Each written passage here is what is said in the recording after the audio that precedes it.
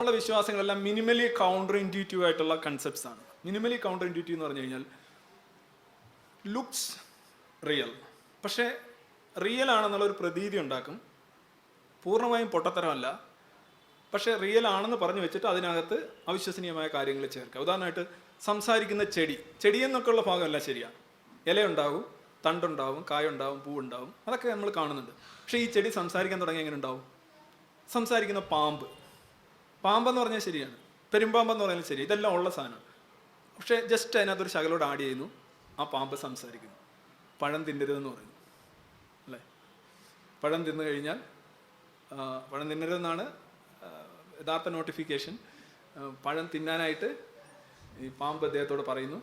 എന്നിട്ട് അദ്ദേഹം പറയുന്നൊരു കാര്യം എന്താണ്? ഈ പഴം തിന്നു കഴിഞ്ഞാൽ നിനക്ക് ജ്ഞാനം ഉണ്ടാവും, നോളജ് ഉണ്ടാവും എന്നാണ് പറയുന്നത്.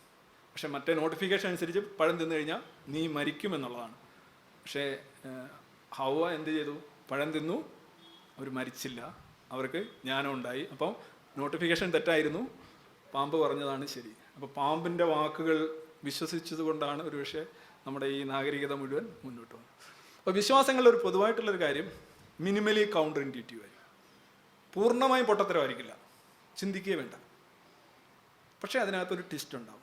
കുറച്ചൊക്കെ ശരിയാണെന്ന് തോന്നും, അപ്പോഴത്തേക്ക് നിങ്ങൾ അതിനകത്ത് വീണ് കഴിഞ്ഞു, പിന്നെ ബാക്കി സാധനങ്ങളെല്ലാം. അതാണ് ഞാൻ talking plant and talking snakes ഒക്കെ അങ്ങനെ വരുന്ന സാധനം.